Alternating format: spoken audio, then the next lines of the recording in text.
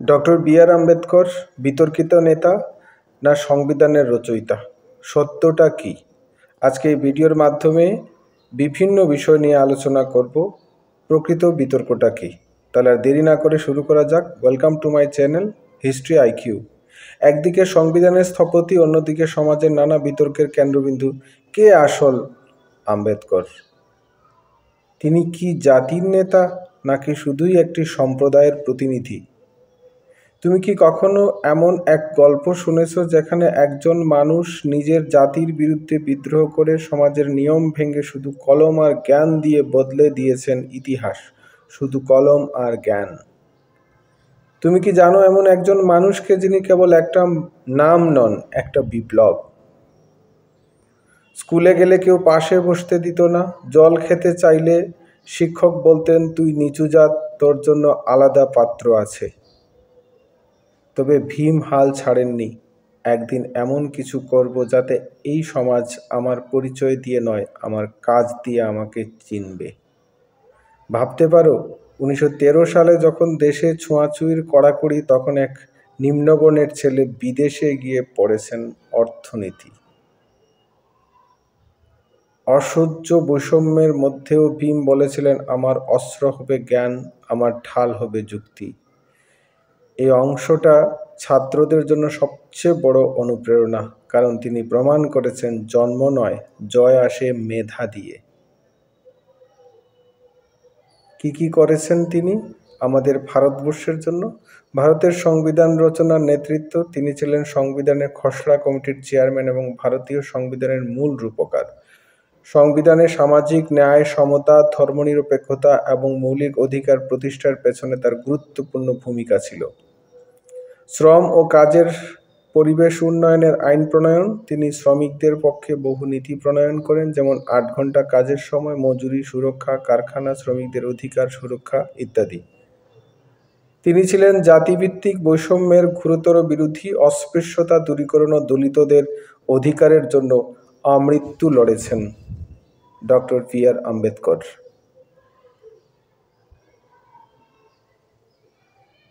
নারীর অধিকার ও সমতার পক্ষে অবস্থান। সংবিধানে লিঙ্গ সমতার নীতি, উত্তরাধিকার আইন এবং নারীর স্বাধীনতার বিষয়ে তার দৃঢ় অবস্থান ছিল।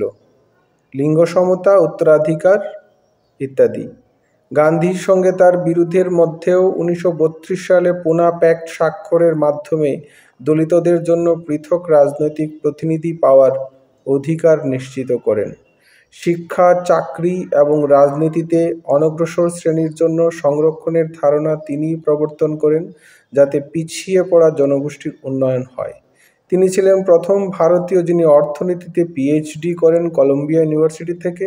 তিনি কেন্দ্রীয় ব্যাংকের প্রয়োজনীয়তা তুলে ধরেন, যা পরবর্তী সময়ে রিজার্ভ ব্যাংক অফ ইন্ডিয়া বা আরবিআই এর ভিত্তি হয়ে দাঁড়ায়। তিনি সমগ্র জীবনে মানবিক মর্যাদা, সাম্য এবং ন্যায় বিচারের পক্ষে থেকেছেন এবং তার চিন্তাভাবনা আধুনিক ভারতের সামাজিক নীতির ভিত তৈরি করেছে। অ্যানিহিলেশন অফ কাস্ট বইটি রচনা করেন। এই বইটি হিন্দু সমাজের জাতিভেদ প্রথার বিরুদ্ধে সবচেয়ে তীব্র যুক্তিবাদী সমালোচনার একটি। এটি সমাজবিজ্ঞান ও ধর্মচিন্তার জগতে এক গুরুত্বপূর্ণ দলিল। তবুও বিতর্কের শেষ নেই। সত্যি আম্বেদকর বিতর্কিত নেতা? তাহলে সেই বিতর্কটা কোথায়? Doctor B.R.. আম্বেদকর তার জার্নি যদি আমরা আলোচনা করি, তাহলে দেখব বিতর্কটা কোন জায়গার থেকে আসে। Doctor B.R.. আম্বেদকরের জার্নি। আম্বেদকরের জন্ম 14 এপ্রিল 1891 খ্রিস্টাব্দে তিনি জন্মগ্রহণ করেন। আম্বেদকরের জন্ম মহ, মধ্যপ্রদেশ, বর্তমান ডক্টর আম্বেদকর নগর।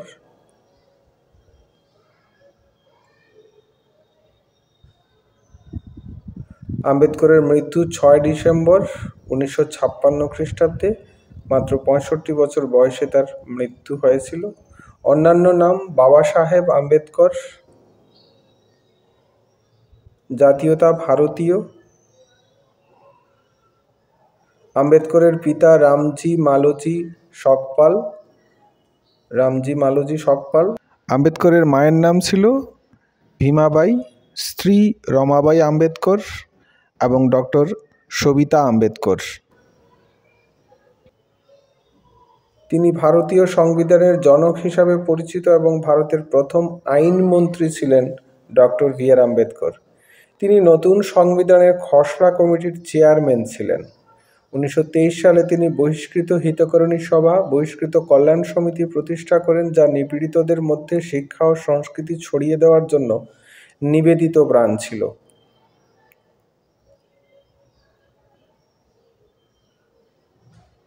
1926 সালে মাহাত পৌর বোর্ড সকল সম্প্রদায়ের জন্য জলাশয়টি উন্মুক্ত করে দেওয়ার আদেশ জারি করে। এর সঙ্গে অস্পৃশ্যদের মাহাত জলাশয়ের জল ব্যবহার করার অনুমতি ছিল না।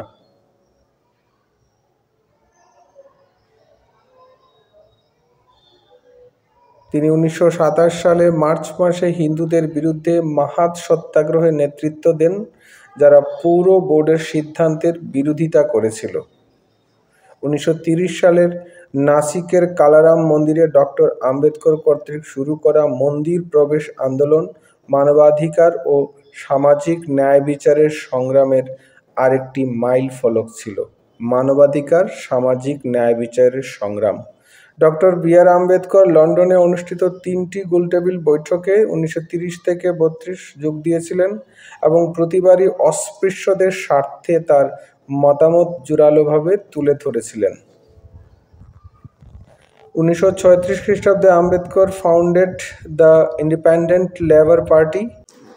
1932 সালে গান্ধীজি পুনার ইয়েরওয়াড়া কেন্দ্রীয় কারাগারে বন্দী থাকাকালীন অনশন করে পৃথক নির্বাচক মণ্ডলী সাম্প্রদায়িক রায়ের প্রতিবাদ করেছিলেন।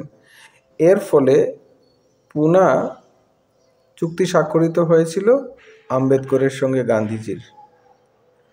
পুনা চুক্তি হয় যেখানে গান্ধীজি তার অনশন ত্যাগ করেন এবং বাবা সাহেবকে পৃথক নির্বাচক মণ্ডলীর দাবি প্রত্যাখ্যান করেন। পরিবর্তে নির্যাতিত শ্রেণীর জন্য নির্দিষ্ট সংখ্যক আসন সংরক্ষিত ছিল। হিল্টন ইয়ং কমিশনের সামনে তার ধারণাগুলি ভারতীয় রিজার্ভ ব্যাংকের আরবিআই এর ভিত্তি হিসাবে কাজ করেছিল। 1942 সালে তিনি লেবার সদস্য হিসাবে ভাইসরয়ের নির্বাহী পরিষদে নিযুক্ত হন। 1947 সালে ডক্টর আম্বেদকর স্বাধীন ভারতের প্রথম মন্ত্রিসভার আইনমন্ত্রী হওয়ার জন্য প্রধানমন্ত্রী নেহেরুর আমন্ত্রণ গ্রহণ করেন। প্রথম আইনমন্ত্রী ছিলেন। হিন্দু কোড বিল নিয়ে মতবিরোধের কারণে তিনি 1951 সালে মন্ত্রিসভা থেকে পদত্যাগ করেন। 14 অক্টোবর 1956 সালে তিনি তার অনেক অনুসারীর সাথে বৌদ্ধ ধর্ম গ্রহণ করেন। একই বছর তিনি তার শেষ লেখা বুদ্ধ এবং তার ধর্ম সম্পন্ন করেন। বুদ্ধ এবং তার ধর্ম। তিনি বৌদ্ধ ধর্ম গ্রহণ করেন। 1956 সালের 6 ডিসেম্বর তিনি মারা যান বৌদ্ধ ধর্ম গ্রহণ করার পর। চৈত্যভূমি মুম্বাইয়ে অবস্থিত ডক্টর বি আর আম্বেদকরের স্মৃতিস্তম্ভ। 1990 সালে ডক্টর বি আর আম্বেদকরকে ভারতরত্ন প্রদান করা হয়। এটি ভারতবর্ষের সর্বোচ্চ অসামরিক পুরস্কার। ডক্টর বি আর আম্বেদকরের পত্রিকা ছিল অনেকগুলি। মুখনায়ক 1930, বহিষ্কৃত ভারত 1927, সমতা 1929, জনতা 1930, প্রবুদ্ধ ভারত 1956। সংগঠন কি কি? বহিষ্কৃত হিতকরণী সভা 1923, স্বাধীন লেবার পার্টি 1926, তফসিল জাতি ফেডারেশন 1942। বই ছিল caste in India, their mechanism, genesis and development. Caste in India, the problem of the rupee, its origin and its solution. The problem of the rupee, the annihilation of caste. বিখ্যাত বই ছিল federation versus freedom, thoughts of Pakistan, Ranade, Gandhi and Jinnah, mister Gandhi and emancipation of untouchables. প্রত্যেকটা গ্রন্থ ছিল ভারতীয় সমাজকে কেন্দ্র করে। Pakistan or partition of India, ভারতবর্ষের অর্থনীতি, দেশভাগ প্রভৃতি বিষয়ের উপর রচনা করেছিলেন। State and minorities, who were the Shudras, The Untouchables, Buddha and Karl Marx, Redis and Hinduism, Manu and the Shudras.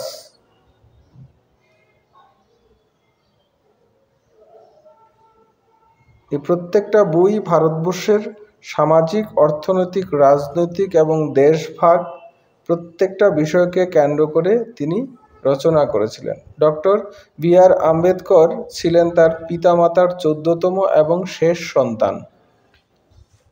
সবচেয়ে কনিষ্ঠ ডক্টর আম্বেদকরই একমাত্র ভারতীয় যার মূর্তি লন্ডন জাদুঘরে কার্ল মার্কসের সাথে সংযুক্ত। ভারতীয় ত্রিবর্ণরঞ্জিত অশোক চক্র স্থান দেওয়ার কৃতিত্ব ডক্টর বাবা সাহেব আম্বেদকরের, যদিও জাতীয় পতাকা নকশা তৈরি করেছিলেন পিঙ্গালি ভেঙ্কাইয়া, যা ডিজাইন করেছিলেন তিনি সম্পূর্ণ। বাবা সাহেবের ব্যক্তিগত গ্রন্থাগার রাজগিরি, 50,000-এরও বেশি বই ছিল। এটি বিশ্বের বৃহত্তম ব্যক্তিগত গ্রন্থাগার, যেখানে 50,000-এর উপরে বই রয়েছে। বাবা সাহেবকে বৌদ্ধ ধর্মে দীক্ষিত করা একজন মহান বৌদ্ধ ভিক্ষু মহন্ত বীর চন্দ্রমণি তাকে এই যুগের আধুনিক বুদ্ধ বলে অভিহিত করেছেন। মহন্ত বীর চন্দ্রমণি আর এই যুগের আধুনিক বুদ্ধ। বাবা সাহেব হলেন বিশ্বের প্রথম এবং একমাত্র ব্যক্তি যিনি লন্ডন স্কুল অফ ইকোনমি থেকে ডক্টর অল সায়েন্স নামে একটি মূল্যবান ডক্টরেট ডিগ্রি অর্জন করেছিলেন। অনেক বুদ্ধিমান ছাত্র এটির জন্য চেষ্টা করে, কিন্তু এখনো পর্যন্ত তারা সফল হননি। বিশ্বব্যাপী নেতার নামে সর্বাধিক ব্যাপক সংখ্যক গান এবং বই লেখা হয়েছে ডক্টর বাবা সাহেব আম্বেদকরের নামে।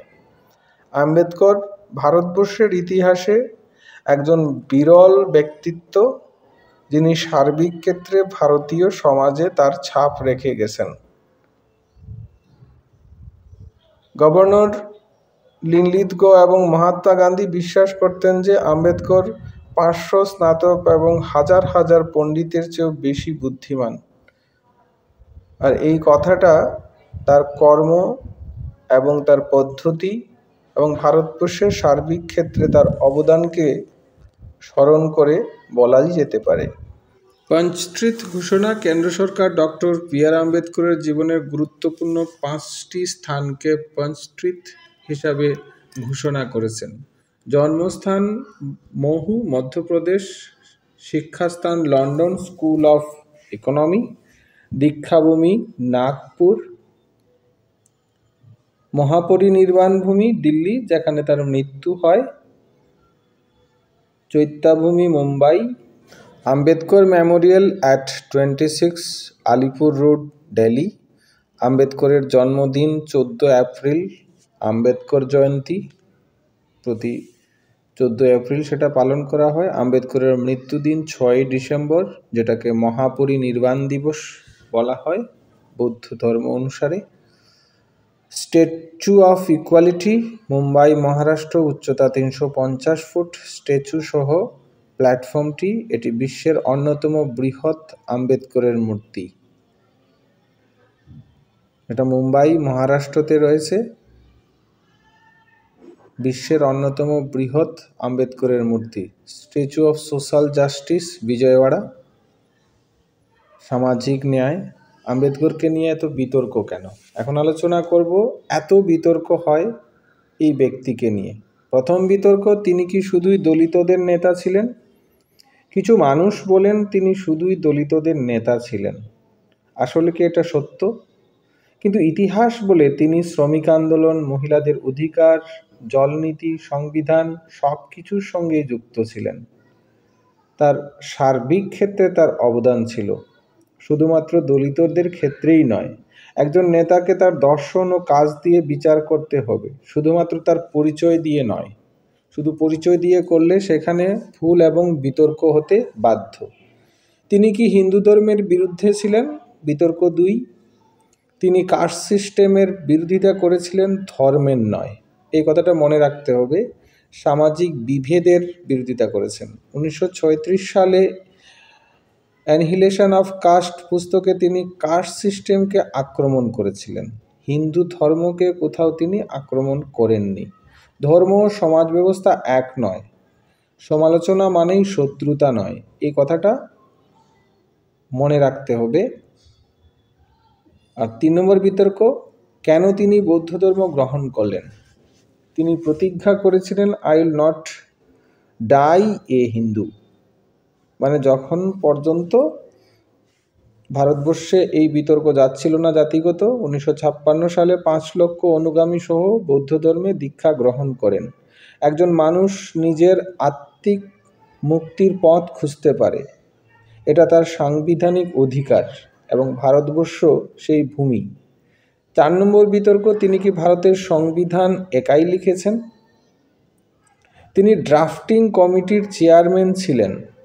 ড্রাফটিং কমিটির বহু সদস্য ও বিতর্কের পর সংবিধান গৃহীত হয়। শুধু তিনি একাই রচনা করেননি, সংবিধান তৈরি হয়েছিল গণতান্ত্রিক উপায়ে, কিন্তু ডক্টর আম্বেদকরের নেতৃত্ব ছিল অনস্বীকার্য। তার অবদান, যখন বিতর্ক হয় তখন আমাদের উচিত তথ্য যাচাই করা। ব্লাইন্ড সাপোর্ট বা ব্লাইন্ড হেইট দুটোই ক্ষতিকর। আমরা ইতিহাসকে বিশ্লেষণ করে শেখার চেষ্টা করব, যেখানে ব্লাইন্ড সাপোর্ট বা ব্লাইন্ড হেইট থাকবে না। একজন ব্যক্তি বিতর্কিত হতে পারেন, কিন্তু যদি সেই ব্যক্তি ইতিহাসে একটি দেশের ভবিষ্যৎ গঠনের ভিত্তিপ্রস্তর স্থাপন করেন, তাহলে তার ভূমিকা বিতর্ক নয়, গর্বের বিষয় হয়ে ওঠে। আম্বেদকরের সেই রকমই এমন একজন মানুষ ছিলেন ভারতীয় সমাজে। আম্বেদকরের সার্বিক ক্ষেত্রে ভারতবর্ষের হয়ে কাজ করেছেন। We should respect Ambedkar because his contribution empower us. সংবিধানের মূল কাঠামোর স্থপতি ছিলেন। আমরা আজ যা কিছু ভোগ করি, ভোটাধিকার, ধর্মের স্বাধীনতার অধিকার, কথা বলার অধিকার, শিক্ষার সুযোগ, এসবই ভারতের সংবিধান থেকে আসে। যে সংবিধানে আম্বেদকরের সবচেয়ে বেশি ভূমিকা ছিল, আর এই সংবিধানের খসড়া কমিটির চেয়ারম্যান ছিলেন ডক্টর বি.আর. আম্বেদকর। তার অবদানকে অস্বীকার করা যায় না। যদি সংবিধানকে আমরা শ্রদ্ধা করি, তাহলে সেই সংবিধান রচয়িতাকে বিতর্ক না করে সম্মান জানানো অবশ্যই দরকার। তার বিষয়ে এত বিতর্ক মূর্খতার নামান্তর। তার চিন্তা ছিল জাতীয় ধর্মের ঊর্ধ্বে। অনেকে বলেন তিনি শুধু দলিতদের নেতা ছিলেন, কিন্তু বাস্তবে তিনি সমগ্র দেশের বঞ্চিত, নিপীড়িত এবং পিছিয়ে পড়া মানুষের জন্য কথা বলেছেন। শুধুমাত্র দলিতদের জন্য কথা বলেছেন এমন অভিযোগ ঠিক নয়। তিনি সংবিধানে সবার জন্য সমান অধিকার, আইন সমতার নীতি ও সামাজিক ন্যায় প্রতিষ্ঠা করেছিলেন, যা হিন্দু, মুসলিম, শিখ, খ্রিস্টান সকল নাগরিকের জন্য প্রযোজ্য ছিল। এবং ভারতবর্ষের মতো এমন একটি দেশে আম্বেদকরের চিন্তাধারাই ভারতবর্ষকে শক্তি সঞ্চয় করতে সম্ভবপর করেছে। ভারতের গণতন্ত্র এবং আধুনিক রাষ্ট্রচিন্তার ভিত্তি, আজ আমরা যে গণতন্ত্রের মধ্যে দাঁড়িয়ে আছি, তার ভিত্তি গড়ে তুলেছিলেন আম্বেদকর। এই কথা নিঃসন্দেহে বলা যায়। তিনি বলেছিলেন, we must make our political democracy A social democracy. Political democracy focus on social democracy, অর্থাৎ কেবল ভোট নয়, সমাজে সবাই যেন মর্যাদা নিয়ে বাঁচে, সেই নীতিও তিনি প্রতিষ্ঠা করেছিলেন। অর্থাৎ সমাজের প্রত্যেকটা জাতি, বর্ণ তাদের অধিকার যাতে পায়। ব্যক্তিগত কষ্টকে জাতীয় দায়িত্বে পরিণত করেছিলেন আম্বেদকর। তিনি নিজে জাতিগত বৈষম্যের শিকার হয়েছিলেন, কিন্তু ব্যক্তিগত প্রতিশোধ না নিয়ে সমাজের গঠনমূলক পরিবর্তনকে বেছে নিয়েছিলেন, যেখানে শুধুমাত্র দলিত নয়, সার্বিক সমতা প্রতিষ্ঠিত হয়। এটাই একজন সত্যিকারের নেতা ও জাতির স্থপতির বৈশিষ্ট্য। তিনি প্রতিশোধমূলক কিছু করেননি। আমরা যদি সংবিধানকে শ্রদ্ধা করি, তাহলে তার রচয়িতাকে বিতর্কিত বলার আগে আমাদের উচিত তার অবদান সম্পর্কে জেনে নেওয়া। We should respect his contribution. ইতিহাস সাক্ষী, ডক্টর আম্বেদকর ছাড়া আজকের ভারত কল্পনা করা যেত না। এই কথাটা সত্য। নিজস্ব মতের জন্য সাহসিকতার মানেই বিতর্ক নয়, এবং এই বিতর্কের ঊর্ধ্বে ছিলেন। যারা সত্য বলেন তাদের নিয়ে সবসময় বিতর্ক অবশ্যই থাকে, এবং আম্বেদকর ছিলেন একজন। গান্ধীজিকেও নিয়ে বিতর্ক আছে, নেতাজিকেও নিয়েও আছে। তার মানে কি তারা ছোট মানুষ? অবশ্যই না। প্রত্যেকের অবদান রয়েছে ভারতবর্ষের সংবিধান এবং স্বাধীনতার ক্ষেত্রে। আদর্শের পক্ষে দাঁড়ানো মানেই বিতর্ক নয়, বরং সেটাই মহানতার প্রমাণ। 2025 আম্বেদকর কততম জন্ম শতবার্ষিকী পালিত হচ্ছে আমাকে কমেন্ট করে জানাবে। আর অবশ্যই ভিডিওটা ভালো লাগলে লাইক করবে, শেয়ার করবে, এবং তোমরা আম্বেদকরকে, শিক্ষার্থী যারা আছো, আম্বেদকরকে কি চোখে দেখো, বা যারা ভিডিওটা দেখছেন আম্বেদকর বলতে কি বুঝেন, কমেন্ট করে জানাবেন। জয় হিন্দ, বন্দে মাতরম। সবাই ভালো থাকবেন।